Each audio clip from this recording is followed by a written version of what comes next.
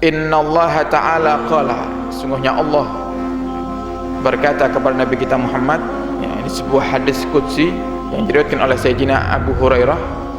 Allah berkata, man adali waliyan faqad adzantuhu bil harb.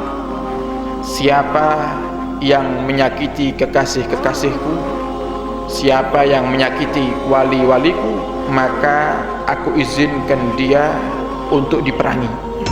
Maksudnya apa diizinkan untuk diperangi? Siapa yang menyakiti kekasih Allah, menyakiti para wali-wali Allah, maka Allah akan binasakan dia, hancur, tidak bakal bahagia di dunia dan di akhirat. Ini hati-hati. Bagaimana gambaran menyakiti wali Allah itu? Banyak gambarannya. Tidak hanya secara zahir kita mencaci, bukan hanya sekedar kita menggunjing mereka, tapi suudzon pun juga termasuk menyakiti kekasih Allah Subhanahu wa taala. Maka dari itu, di saat kita berkumpul dengan kekasih-kekasih Allah, kok ternyata mereka berbuat sesuatu yang mungkin tidak sejalan dengan pikiran kita, tidak sependapat dengan kita, atau mungkin bahkan sesuatu yang tidak seharusnya dalam syariat itu dilakukan, dan kita tahu kalau ini orang soleh, maka tugas kita husnudzon. Sebagaimana kejadian yang terjadi kepada Nabi Allah Musa alaihissalam dan Nabi Allah Khidir alaihissalam. Dalam surat Al-Kahfi yang sering kita baca, surat Al-Kahfi itu ada kisah tentang Nabi Khidir dan Nabi Allah Musa alaihissalam. Ceritanya Nabi Musa berguru kepada Nabi Khidir, dan Nabi Khidir hendak mengajarkan satu hikmah dan menguji kesabaran daripada muridnya.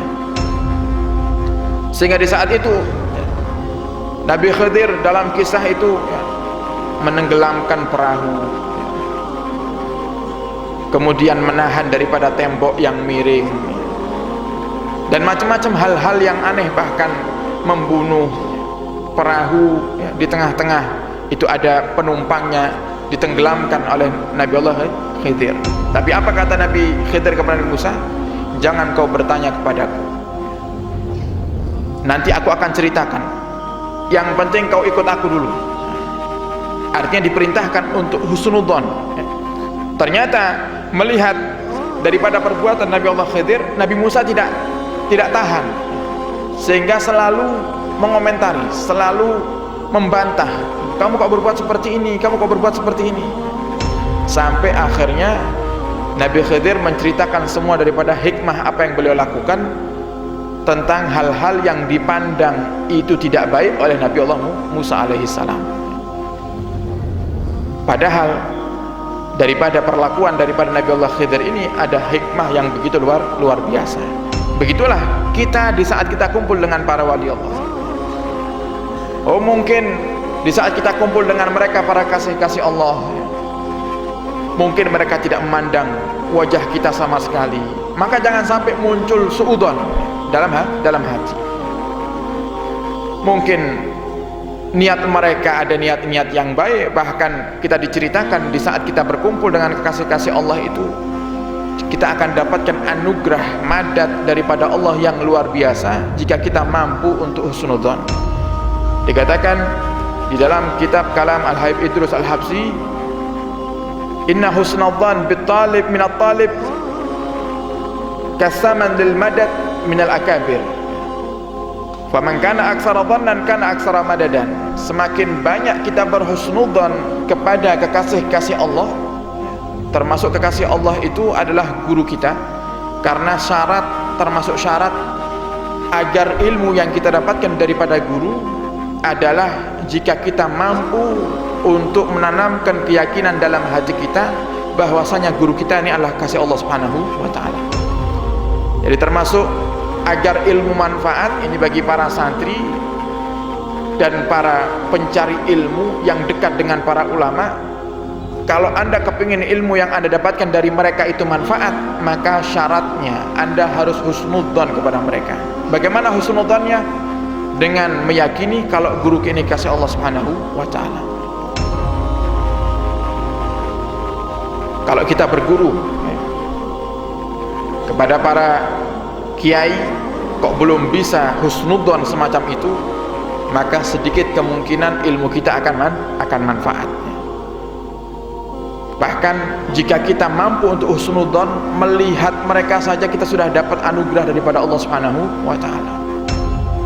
Buktinya apa? Rasulullah pernah berkata, "Man ra'ani dakhalal jannah."